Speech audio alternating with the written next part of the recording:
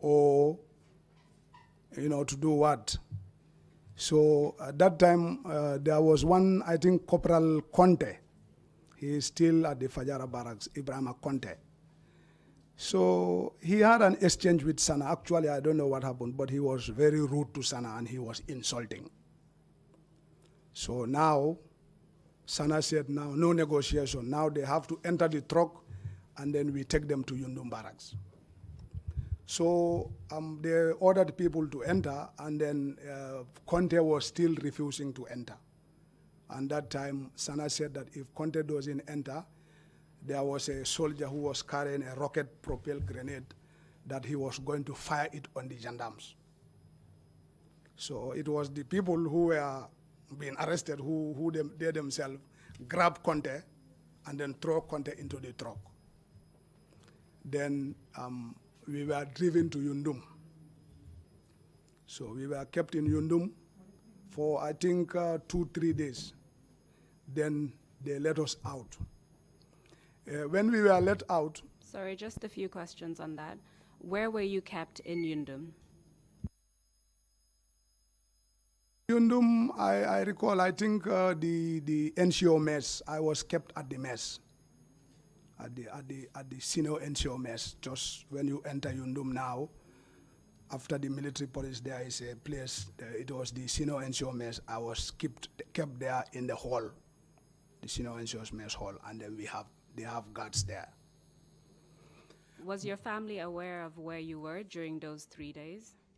No, my family was not aware because I was living alone. I was not married. I was living alone. My family lives in the North Bank.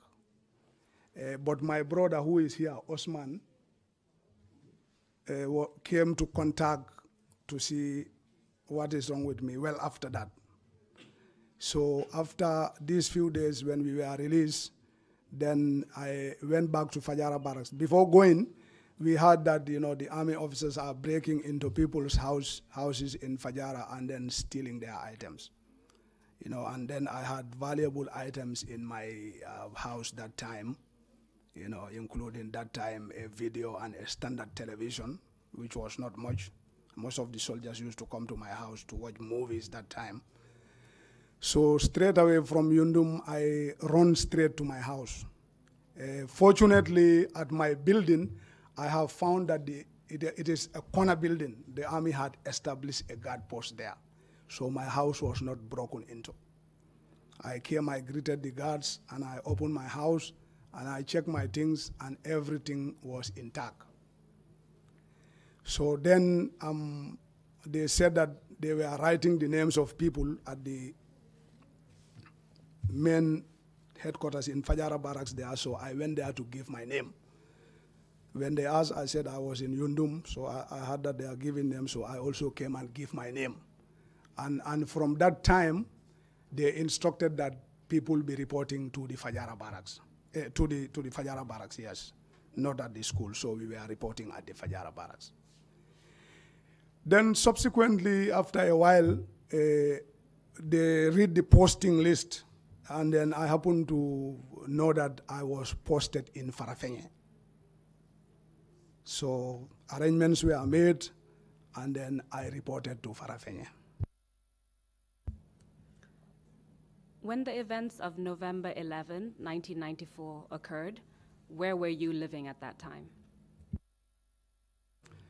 I was living at the Fajara barracks. I was staying at the Fajara barracks at Yamaton block, room number 1. You've told us that you were a trainer. At that time, were you still going to the training school, or were you based entirely in Fajara barracks itself? Like I said, I was posted to Farafenye. Then I think they realized that, I used to work at the training school with the Turkish Gendarmerie training team. So I was posted to the Gambia National Army Training School, which was in Farafenye. Then after some time, the training school was relocated back to Fajara barracks, my former place. So I was working at the training school, Gambia National Army Training School at the Fajara barracks, and living at the Fajara barracks as well. So what's the distance between where you live in Fajara Barracks and the training school? It's like a 10 minutes walk from my house in Fajara Barracks to the training school. It's like 10 minutes because the training school is co-located with Fajara Barracks. It's in Fajara Barracks. So in the days leading up to November 11, 1994, was there anything in particular taking place at the training school at that time? Yes, when we came back from Farafenye, when we relocated the school to Bakau, there was this instructional training. That is like training of trainers, because we are instructors. Sorry.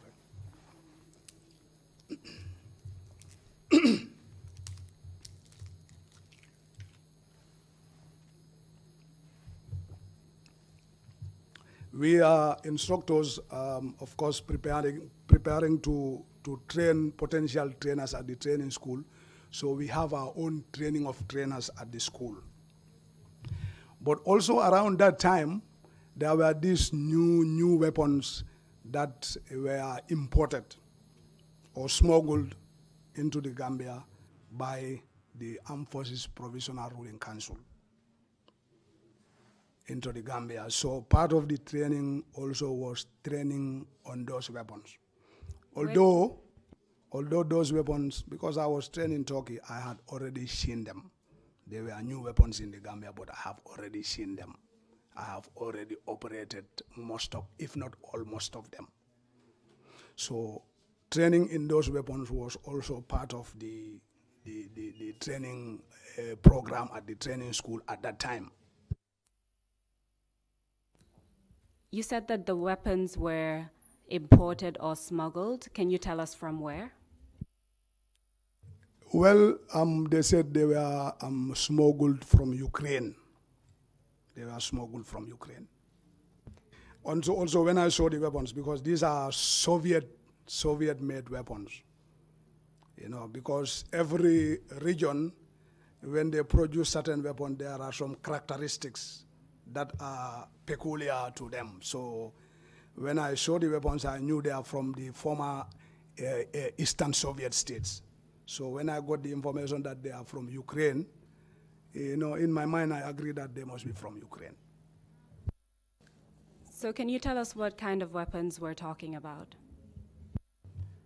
These were varieties of weapons. We had the AK-47, but we had, among them we have AK-47, but it was a modified AK-47 with the grenade launcher. It can fire bullets, and it also has the ability to fire some grenades, these 40-millimeter grenades. It can launch 40-millimeter grenades. Among them also we had the PKMS.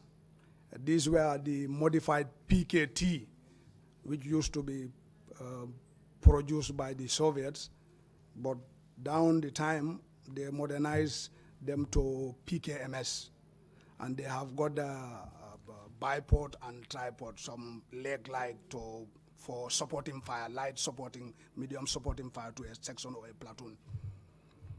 Well, we know you're an expert on these weapons, but we're not. Can you please explain to us what a PK is? You mentioned PK. PK actually is named after a Soviet brand. The meaning is there, but I forget the meaning. We had the PKT, we also had the PKMS.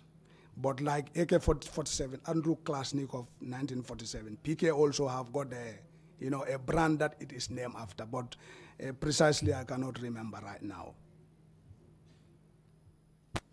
So this training was going on in the training school in the days leading up to November 11th. Is that correct? Correct. I want to find out what you know about the incident of November 11th. Where were you at that time?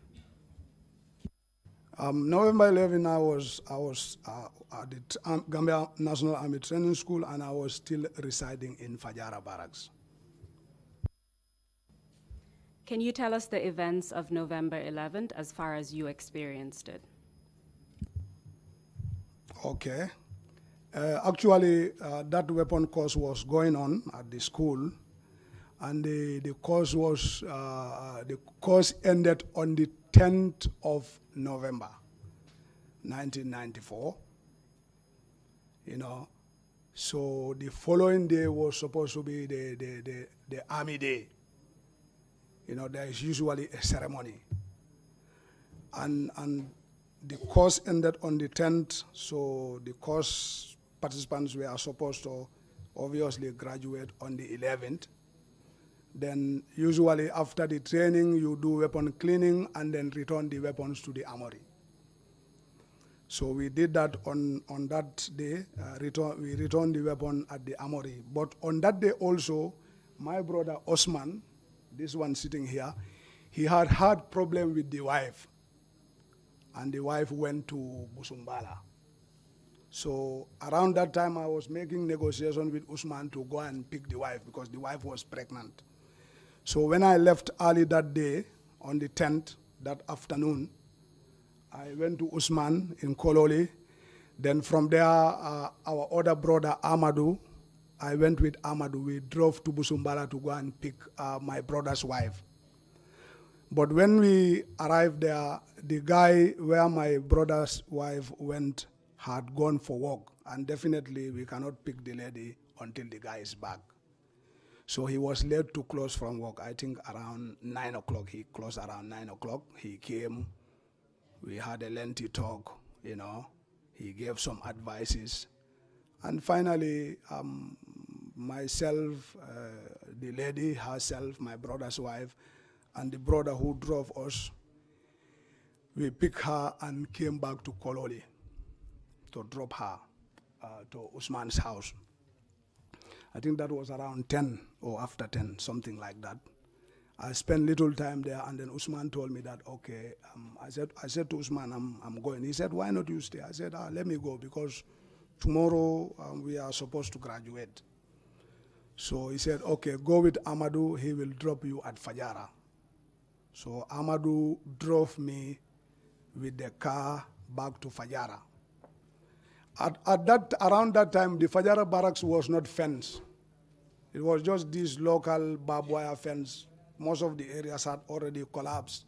So there were a lot of routes in and out of the Fajara barracks. So when he drove me up to the corner of the fence at Fajara, I said, just drop me here because this is the shortcut to my house. So he dropped me there. That was around 11, you know, to 11 or around about that time. So when he dropped me there at the corner of the fence there, because Fajara Barracks is such that around that time, the admin area is fenced, but the rest of the place is a local fence. So I dropped there, I took the shortcut to go to my house.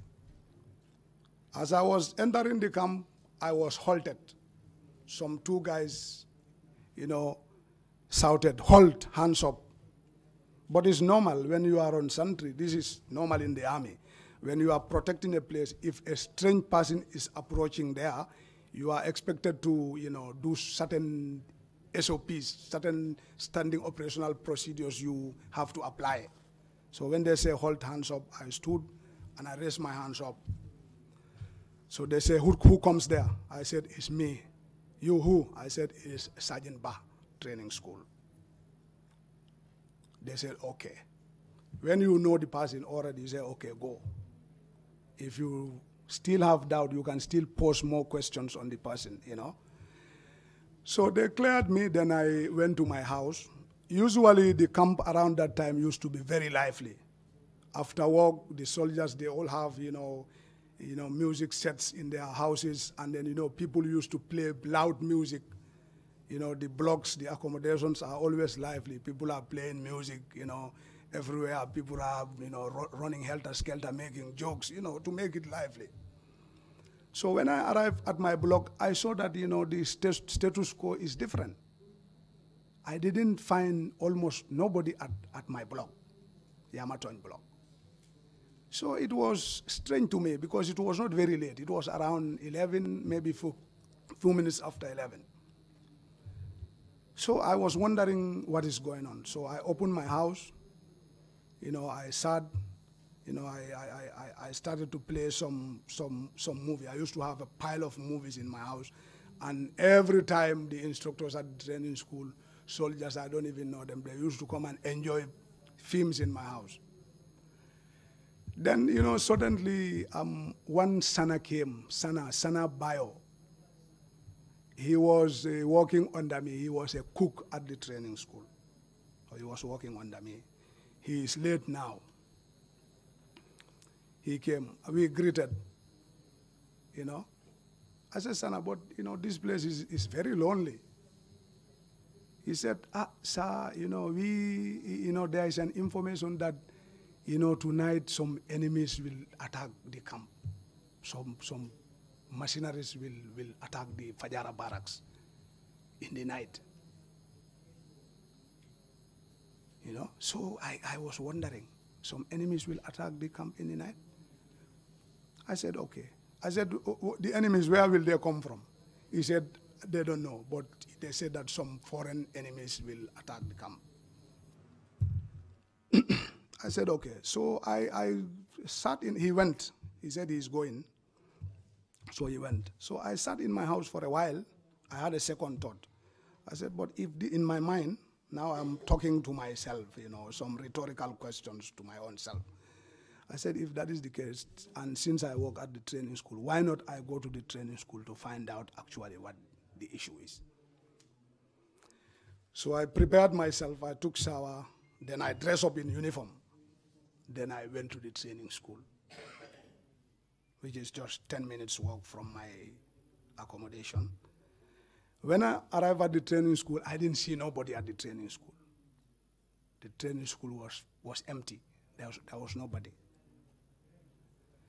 So I went into our office. I sat for a while, and I didn't hear anything. I didn't see nobody. So I said, now, since we are co-located with the Fajara barracks, let me go to the main headquarter area of the Fajara barracks to actually try to find out, to verify this information. So I left the training school, back to my house. Then from there, I went to Fajara barracks. That was now maybe around 11:30 towards 12. So when I arrived at the Fajara barracks, I found that night the armory is open. And then I find some few people, not knowing already I think so many people have taken the weapon. I knew after that, I will explain subsequently. I saw some guys collecting some weapons from the armory. The armorer was my class. He's my badge mate. We call it class. Mustafa Fall, he was also a sergeant. He also trained in Turkey, and he is also a weapon specialist like me. So I went in there, and I also checked for the best weapon, for the most suitable weapon. Then I also took the weapon. I took some ammunition. I took so many grenades. I took some hand grenades as well, and I came out.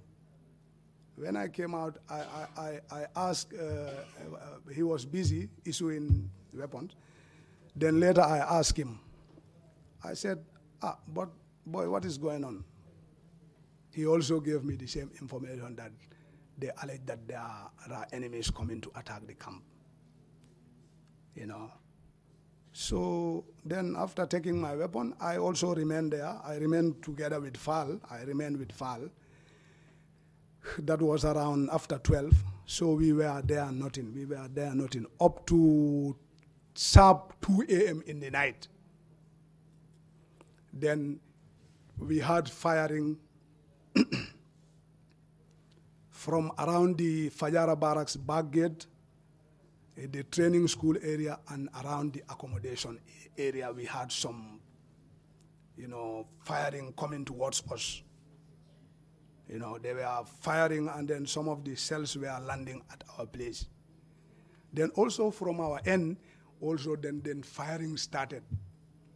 And I had so many firing from our own end towards to counter where the fire is coming from. I then realized that then there must have been a lot of people who had already taken weapons and then firing to that direction. It was night time, some even fire the bulbs, and then the light goes off. So there was that firing. We are firing to the area where the firing is coming from, and they are also firing. That lasted until morning. That lasted until morning. But what happened was when from 2 a.m. to around 6, when I exhausted my ammunitions. I was left, of course, with some grenades. Then myself and Fal, we decided to leave the camp by the main gate. When we left the camp, we went up to where the trust bank is now in Bakau, at around that roundabout. Then I separated with Fal there. Fal went his way, and I also went my way.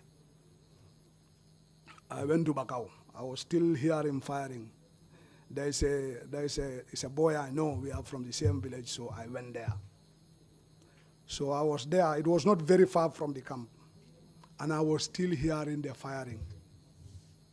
And the firing was dying down a little bit, and I also hear the firing. So there was like firing, sustained firing, until after a time there was sporadic firing. So I said to myself, but I don't think I should remain here. I think I should go back to the barracks. So I decided to go back to the barracks. So when I went, until I was about to reach the gate, I was having some grenades. So I removed the grenades and then hide them somewhere at the fence corner to go into Fajara barracks to see what is the situation. So I entered via the back gate. It was still dark. It was dark. I saw soldiers, some few soldiers away, far from the gate. So I entered. I thought they will halt and challenge me like before, the night before. But they didn't tell me anything, so I proceeded to my house. Then when I proceeded to my house, I take shower and I change dress. The uniform I was putting on, I remove it and I put on another uniform.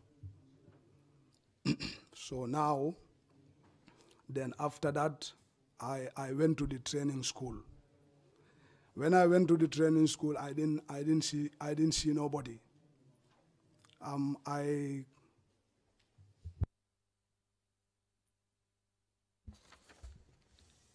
You may proceed, actually.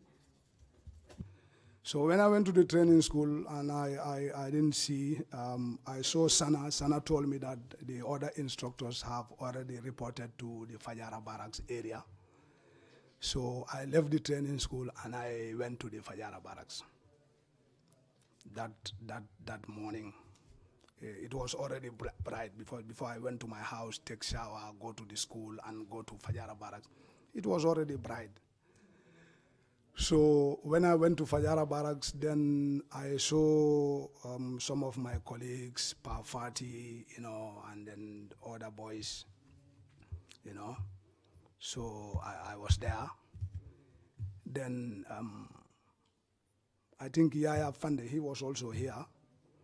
So from the stories I heard, they said that, some officers were arrested and they were lined up in the field in Fajara barracks where the council members were, and the odd list of the council members and other soldiers were asked to fire at them. That was the information I've got. Then from there, that time the training school, the commandant was Peter Singate. Then after that, Peter came, and then he's saying that there was a coup. And some members of the training school, like LF Jame, Cadet Silla, and then he said that he hoped, other people are not part of it, because if they are part of it, then they would have to dance to the tune. So we were there. We were there until the late part of, in the afternoon, whilst we were sitting just around the armory there, waiting for further instructions. Then I saw the military police vehicle came, and it stopped around the main gate, and then, two soldiers were escorting a guy who was putting on only his underpants. His body was naked. He was only putting on underpants. And the two military police were escorting him with the rifles, taking him to the office of the commanding officer. That time, the commanding officer was Pamodu An. So when they were escorting him, he came closer. Just a couple of questions before you proceed. Do you know the name of the man who was being escorted, and do you know the names of the military police personnel who were escorting him? Yes, the guy who was escorted, when he came, when he was passing, because we were sitting and it's like this is the way they were taking him. When they came closer, I recognized him. I recognized that he is Abdullah Ba, and he was a second lieutenant or a lieutenant. So the guys who were escorting him, I recognized one. The other I didn't recognize, because then I don't know the soldiers. Most of the soldiers also I don't know them. Particularly if you are not serving with them in the same unit, you may not be able to know them. But the other guy who was escorting that Abdullah Ba was, I think, a Lance Corporal Mboub, Abdullah Mboub. Are you aware if Lieutenant or Second Lieutenant Abdullah Ba has a nickname? Yes, later I think they said they call him a chopping, something like that. Just to take you a bit back to a few events before we proceed further, you said that while you were at Fajara Barracks between 2 a.m. and around 6 a.m., you were participating in the firing against the people who were attacking the camp. Do you know who you were firing against?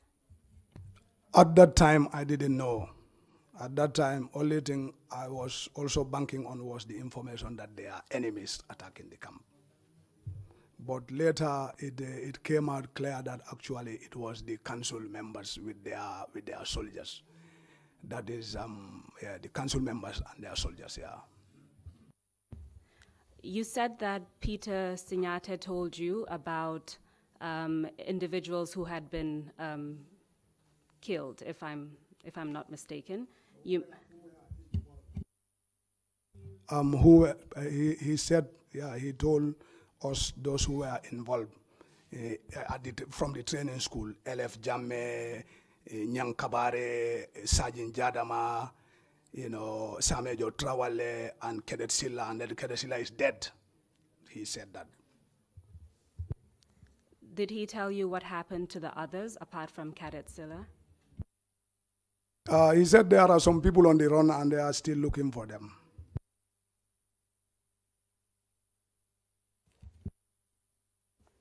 Did he give you any other information as to, for instance, who those people who were on the run were? Yes, obviously we were all at the training school as training instructors. They mentioned that Sergeant Nyang Kabare was on the run, Sergeant Jadama was on the run, Samejo Trawale, I think, was arrested or something like that,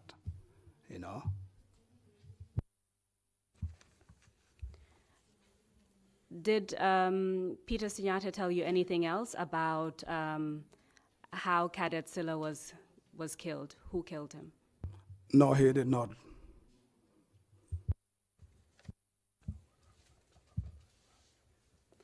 Did he tell you anything else about other individuals such as Abdullah Ba, or it's only when you saw Abdullah Ba that you knew he was involved somehow? Yeah, when I saw Abdullah Ba, I was surprised because Abdullah Ba's sister, Jatuba, was my schoolmate. She was actually my, I think, classmate. And Abdullah at that time, whilst we were going to school, sometimes he used to come to our village to visit the relatives there. The elder sister is married there. So I knew him from that time. So I was really surprised to see, and I'm wondering what must have happened. So you told us after this, you went back to Fajara Barracks. Is that correct? After the conversation with Peter Signate. Yeah, we were at Fajara Barracks, and then, we were still at the Fajara Barracks. So then later that day, we returned our weapons, and then, they asked us to go until Monday we come.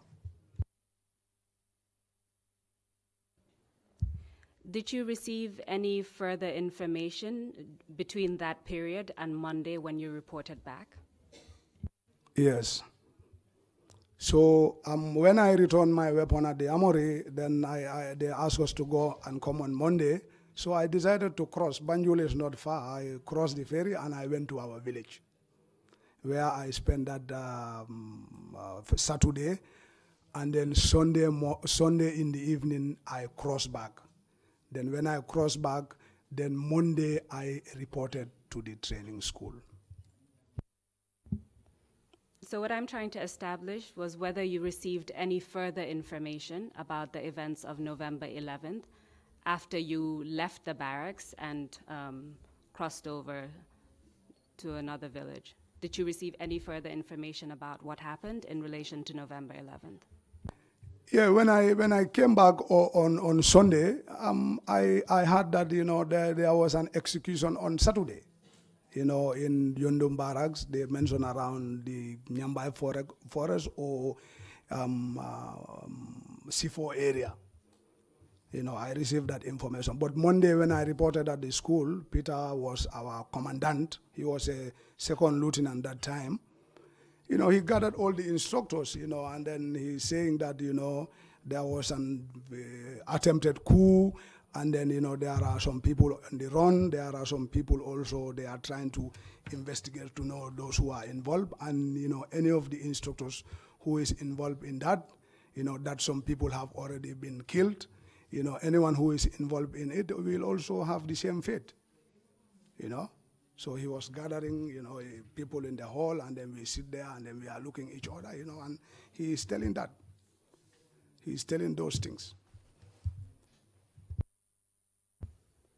So just to make sure it's clear, how many times did you have a meeting with Peter Sinyate in relation to the November 11 incident? Was it only that Monday morning, or did you have another meeting with him prior to that?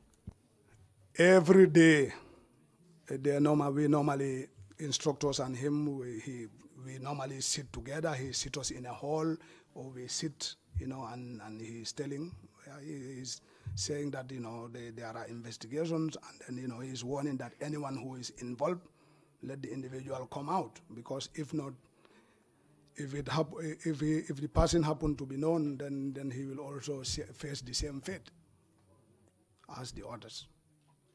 So, and then, because that time they were trying to investigate, so they kept us together at the training school. We were constantly together. Constantly we were together for a week or 2 weeks, or even more than that. Did you receive any further information in relation to the soldiers who were killed at Nyambai Forest? Did you find out who was killed, for instance, or how they were killed? Well, I didn't find out how they were killed, but commonly, because most were army officers and NCOs who were subsequently promoted to officers. They were mentioning names, but that time I don't know them. Like I heard about Basiru Baro, but I don't know him. I've never known him, and they were mentioning names, but I don't know them. I don't know them. Ablaiba was mentioned, and Ablaiba I know.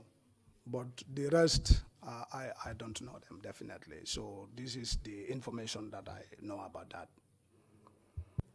When you mention Abdoulaye Ba, are you still referring to Chopin? Is that correct? Exactly, yes. The sister was my classmate, actually. Did you receive any further information about, well, let me rephrase. You've mentioned that you didn't know the soldiers who they mentioned as having been killed. You mentioned the name of Lieutenant Baro. Do you recall his first name? The mic. From what I hear, they said the name is Basiru Baro. So again, I know you don't know these people because you newly joined the GNA, but do you recall any other names that were mentioned as having been executed in Nyambai Forest, apart from Lieutenant Basiru Baro? Some of the names mentioned I forget, but yeah, I have heard about Basiru Baro, Jibril Sey, EMC, so many names they name. But because I don't know them, so when you don't know a person, normally you don't catch you don't keep the name in your memory.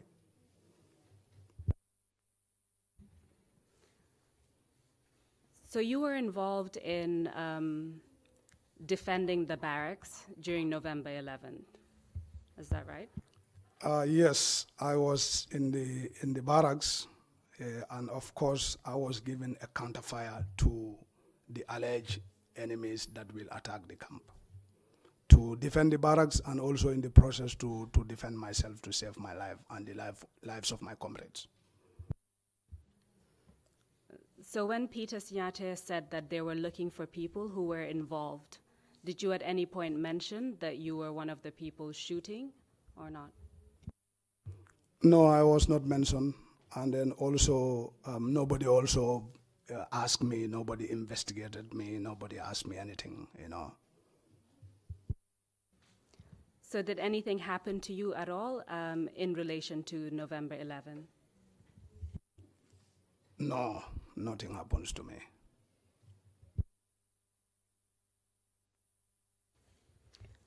Mr. Chairman, I'm about to move to another topic that I don't want to break, so I will allow the commissioners to ask questions for now. The topic that I want to go on relates to the torture of Mr. O.J. Jallow, and I would rather not disrupt the flow and break it in about 10 minutes when we break. So if you have any questions, I hand over to you. Thank you, Council. Sensible suggestion. Members of the Commission, would anybody have questions for the witness? Yeah. Commissioner Kinte, you have the floor, please. Commissioner Kinte, Captain Walker, there is one area that looks puzzling to me. I want some clarification. You found, of course, you had information that some mercenaries will attack the camp, and you equip yourself as orders. Later, you exhausted your arms and you went out with FAL, you said, and later you decided to come back. My first question is, did you relate anything, those firing, as to those arrested? Were there any relationship which made you conceal the fact that you had been firing at night? That's one. And two, did you notice at any point that the FAL you were joining in the firing in defense of the camp was part of those arrested and subsequently executed, which in fact may have been one of the reasons why you concealed the information that you were one of those firing? Thank you very much. I don't seem to understand your first question. But then, since I have been called here and I volunteer to come and tell the truth, I will only tell the truth. And I have sworn to the Quran, which I respect very well. Because at the end of the day, it's Allah's accountability, which is the real accountability. So I am not concealing any information. I am not going to conceal any information whatsoever. The first question, I don't understand it. The second question, FAL, who is my badge mate, was arrested, but then subsequently he was left, because I think he gave the same explanation like I explained, because later I had a casual conversation with him that, you know, that enemies are coming to attack the camp, so obviously he was involved in that capacity, in that spirit. Hello, I understand you now. FAL declared that he was part of the shooting in defense of the camp, as you were also part of the shooting in defense of the camp. Correct. Thank you. But FAL, because FAL was the Amora, obviously they would question him. I was not an Amora. That's why you are in question. Yeah, obviously they may not have in mind to question me, really. Thank you very much. I've got you. Thank you. Any other questions, someone from the commissioners? If not, we will take a 30-minute break and resume, what, at 1:45, or you want to, 12 o'clock? Lawyers are having a bit of a difficulty calculating time Yes, here. I was just but waiting. It would be 10 minutes to. I could tell, yeah. 10 minutes to 12. Anyway, let's have a 40-minute break, Yeah, and we'll come back and continue with our proceedings. At 12? At 12 noon. Okay? Meeting is adjourned. Thank you very much.